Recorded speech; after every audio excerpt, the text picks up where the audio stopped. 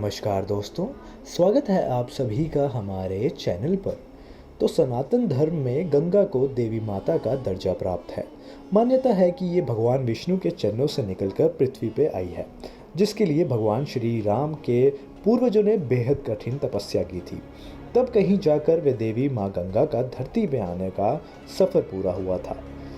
ऐसे अनेक कारणों के चलते हिंदू धर्म में गंगा को अति पूजनीय माना गया है। जन्म से लेकर मरण तक गंगा का जल अति महत्वपूर्ण है। ऐसे में तकरीबन सभी हिंदू सदैव ही अपने घर में गंगा जल रखते हैं। ये एक ऐसा जल है जो कभी खराब नहीं होता है। सनातन धर्म में गंगा नदी को माँ का दर्जा दिया गया है, इसीलिए भक्त अपने घर को पवित्र करने के लिए गंगा जल अपने घर में रखते हैं। गंगा जल मोक्ष प्रदान करने वाला है और पूजा अर्चना, शुद्धिकरण और अभिषेक और कई धार्मिक अनुष्ठानों में इसका प्रयोग किया जाता है। बिना गंगा जल के कोई धार्मिक अनुष्ठान पवित्र नहीं माना जाता है। सभी हिंदू गंगा जल को अति पवित्र और पवन मानते हैं, जिसके चलते वे इसे घरों में भी रखते हैं। लेकिन कई बार जानकारी के अभाव में वे इसे घर में रखने के नियमों का पालन नहीं कर पाते, जिसके कारण कई बार उन्हें परेशानियां तक का सामना करना पड़ सकता है। अभी हरिद्वार में महाकुंभ चल रहा है। ऐसे में हम आपको गंगा जल से जुड़ी कुछ खास बातें बताने जा रहे हैं।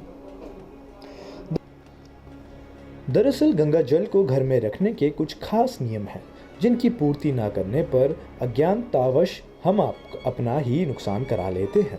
ज्ञात हो कि गंगा जल को इस दुनिया में सबसे पवित्र माना गया है। ऐसे में पूजा पाठ के अलावा भारतीय शास्त्रों के अनुसार किसी भी चीज़ को शुद्ध करने के लिए इसका इस्तेमाल किया जाता है। इसलिए यदि आपके घर में गंगा जल है तो इसकी पवित्रता को भी बनाए रखना आपकी जिम्मेदारी है। बता दें कि इसकी पवित्रता को बनाए रखने के लिए कुछ शास्त्रीय नियमों का पालन करना भी बेहद ज़रूरी है। तो मित्रों, इसके अलावा गंगा जल को पवित्र रखना इसलिए भी ज़रूरी है क्योंकि माना जाता है कि यदि इसका अपमान किया जाता है तो सभी देवी देवता नाराज़ हो जाते हैं। इसके साथ ही यदि इसे पवित्र न रखा जाए तो इससे घर की पवित्रता भी भंग हो जाती है और जिस काम के लिए इसका इस्तेमाल किया जाए तो कभी सफल नहीं होता। इसलिए आप जब भी अपने घर में गंगा जल रखें तो कुछ बातों का ज़रूर ध्यान रखें। तो बहुत सारे लोग गंगा जल को प्लास्टिक की बोतल में रखते हैं, जबकि इससे गंगा जल की पवित्रता भंग हो जाती है। इसके अलावा यदि वैज्ञानिक दृष्टि से देखा जाए तो प्लास्टिक को विषैला माना जाता है। ऐसे में जहाँ तक हो सके गंगा जल को चांदी के बर्तन में ही रखें, और अगर चांदी का बर्तन मौजूद ना हो तो आप इसे तांबे या पीतल के बर्तन में भी रख सकते हैं। गंगा जल को हमेशा तांबे, चांदी, मिट्टी या फिर कांसे के पात्र में ही रखना चाहिए। इन पात्रों में गंगा जल रखने से वे हमेशा शुद्ध रहता है। तो गंगा जल को लेकर इतना तो तय है कि प्लास्टिक की बोतल में रखा गया गंगा जल आपके किसी भी कार्य के लिए प्रयोग नहीं किया जा सकता और ना ही ऐसे जल से आपकी कोई मनोकामना पूरी होगी। इसके अलावा आप जब भी घर के किसी भी स्थान पर गंगा जल को रखें तो उस स्थान की सफाई ज़रूर करें। ऐसे में गंगा जल को पूजा घर में रखने की सलाह दी जाती है। मंदिर में गंगा जल ईशान कोण में रखें। ये दिशा धार्मिक कार्यों के लिए सर्वोत्तम मानी गई है। आप घर के जिस भी कोने में गंगा जल रखें तो वहाँ मांसाहारी या शराब का सेवन बिल्कुल ना करें, और यदि आप बाहर से भी ऐसा कुछ करके आए हैं तो गंगा जल को छूना तो दूर, इसके आसपास भी ना जाएं, क्योंकि ऐसा करने से आप पाप के भागीदार बन जाते हैं।